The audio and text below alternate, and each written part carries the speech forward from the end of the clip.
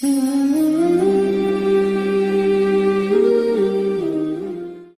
আলাইকুম। ডার্টের আরো একটি ভিডিওতে আপনাদেরকে স্বাগতম।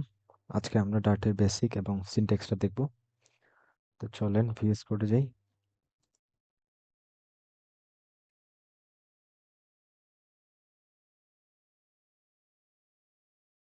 তো ভিএস কোড ওপেন করার পর যে কোনো একটা ফোল্ডার সিলেক্ট করে নেবেন। এরপর হচ্ছে একটা ফাইল ক্রিয়েট করব।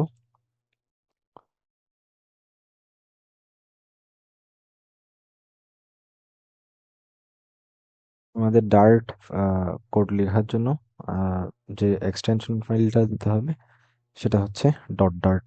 যে কোনো একটা নাম দেব, এরপরে ডট ডার্ট দেব।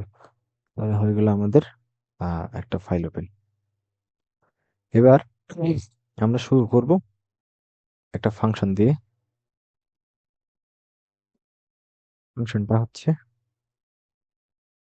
void main। এটা আমাদের প্রত্যেকটা ডার্ট প্রোগ্রামের জন্য আমাদের এই ফাংশনটা লিখতে হবে। এখন print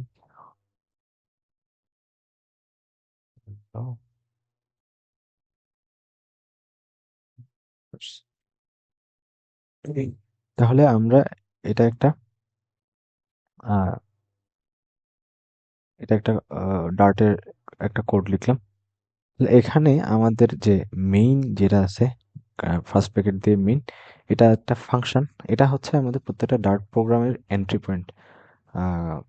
কোনো একটা প্রোগ্রামে যদি আমরা এই মেইন ফাংশনটা না দিই, ওই প্রোগ্রামটা রান করবে না।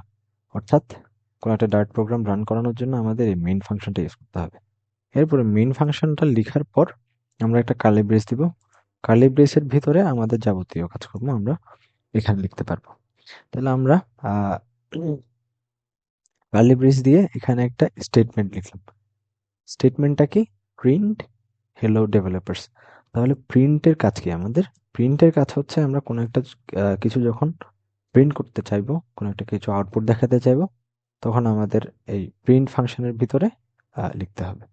যখন আমরা কোনো একটা স্ট্রিং প্রিন্ট করব, তখন আমরা আহ, এরকম কি বলে ফার্স্ট কোট বা সেকেন্ড কোটের ডাবল কোটের মধ্যে, সিঙ্গেল কোট বা ডাবল ডাবল ডাবল কোটের মধ্যে আমরা এই স্ট্রিংটা লিখতে পারবো। এখন প্রত্যেকটা স্টেটমেন্ট যখন শেষ হবে, তখন আমাদের প্রত্যেকটা স্টেটমেন্টের শেষে একটা সেমিকোলন ইউজ করতে হবে। এখন এরপর আমি আরো একটা প্রিন্ট দিতে পারি, প্রিন্ট বার্ড ইজ অন। আচ্ছা, এখন আমি দুইটা কি দিলাম, দুইটা প্রিন্ট দিলাম। এখন আমি যদি রান করি, রান করলে দেখবো এখানে আমাদের দুইটা চলে আসছে। এখন আমি যদি একটাকে ডিলিট করে দিই, একটাকে যদি সরাই দিই, সেক্ষেত্রে আমাদের থাকবে শুধু হ্যালো ডেভেলপার্স। এখন আমি যদি এখানে সেমিকোলনটা না দিই, তাহলে কি হবে? সেমিকোলনটা যদি না দিই, তাহলে আমাদের এখানে বলে দিচ্ছে এই জায়গায় কোনো একটা এরর আছে। তাহলে এখানে আমাদের একটা সেমিকোলন ইউজ করতে হবে প্রত্যেকটা স্টেটমেন্টের শেষে। আচ্ছা, এবার আমি চাইলে এই মেইন ফাংশন যেটা আছে এটাকে আরো একভাবে লিখতে পারি। যখন আমাদের মাল্টিপল স্টেটমেন্ট থাকে, তখন আমরা এভাবে কার্লি ব্রেস দিয়ে লিখতে পারি। অথবা যদি আমাদের একটা সিঙ্গেল স্টেটমেন্ট থাকে, সিঙ্গেল স্টেটমেন্টটা লেখার জন্য আমরা লিখতে পারি ভয়েড মেইন। এটা বাদ দিলাম। এখান থেকে একটা ইকুয়াল দিব, তারপর একটা গ্রেটার সাইন দিব, দিলাম। এবার হচ্ছে লিখে দিতে পারি,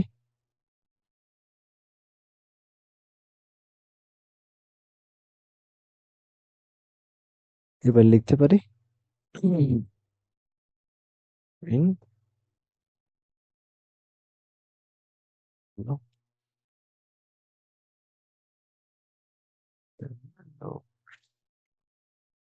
করে শেষে একটা সেমিকোলন দেব। তাহলে আমাদের যখন একটা সিঙ্গেল স্টেটমেন্ট আমরা রান করব, তখন আমরা এভাবে মেইনের পরে ইকুয়াল আর গ্রেটার দেন সাইন দিয়ে এভাবে ফাংশনটা রান করাতে পারবো। আমাদের দেখা যাচ্ছে এখানে হ্যালো ডেভেলপার্স চলে আসছে। আচ্ছা, এখন আমি চাইলে কি করতে পারি? আমি এবার চাইলে ধরেন আমি কোনো একটা কিছু লিখলাম। লেখার পর আমার মনে হলো আমি কোনো একটা কিছু আপাতত আহ, করে রাখবো। আমার কোডে থাকবে কিন্তু আমি সেটা আপাতত এখান থেকে সরাই রাখবো। আমার রান করার সময় যাতে সেই জিনিসটা রান না হয় সেটা করে রাখবো। এখন সেটা কিভাবে করতে পারি? সেটা করতে পারি জাস্ট এভাবে ২ টা আহ, এটাকে বলে স্ল্যাশ দিয়ে দিলে এটা একটা কমেন্ট হয়ে গেল। এখন এই জিনিসটার নাম হচ্ছে একটা কমেন্ট। তাহলে আমরা কমেন্টিং এর মাধ্যমে কি করতে পারি? কোনো একটা লাইনকে কোডের মধ্যে থাকবে কিন্তু এই জিনিসটা রান করার সময় সেটা রান করবে না। আচ্ছা। এখন আমি চাইলে এটা তো সিঙ্গেল লাইন কমেন্ট। এবার আমি চাইলে মাল্টিপল লাইন কমেন্টও করতে পারি। মাল্টিপল লাইন কিভাবে কমেন্ট করব? মাল্টিপল লাইন কমেন্ট করতে পারি।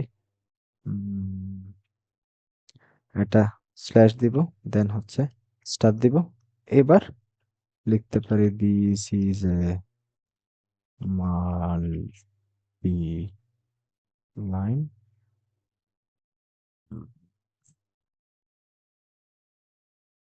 কমেন্ট।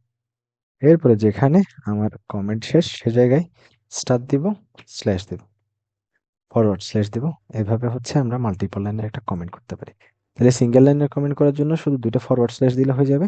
আর মাল্টিপল লাইন কমেন্ট করার জন্য আমাদের প্রথমে ফরওয়ার্ড স্ল্যাশ, দেন একটা স্টার, দেন হচ্ছে আমরা যতটুকু কমেন্ট করতে চাই ওই অংশটা, এরপরে আবার একটা স্টার, একটা ফরওয়ার্ড স্ল্যাশ। এভাবে হচ্ছে আমরা কি করতে পারি? আমাদের কমেন্টগুলো আ করতে পারি। এখন যদি আমি এখানে কি করি? রান করি তাহলে দেখা যাবে এই প্রিন্ট ডার্ট ইজ ফান এটা আর হচ্ছে যে এই জিনিসটা ইগনোর করে এখানে শুধু এই হ্যালো ডেভেলপার্সটা প্রিন্ট হলো।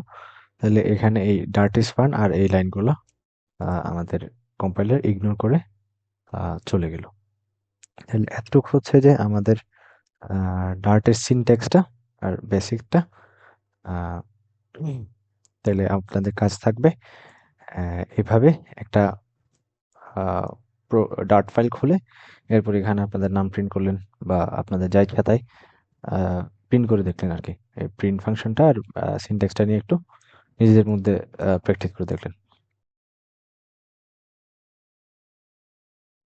নেক্সট ভিডিওতে হচ্ছে আমরা ভেরিয়েবল ডাটা টাইপ এই জিনিসগুলো নিয়ে আলোচনা করব। সো দেখা হচ্ছে পরের ভিডিওতে।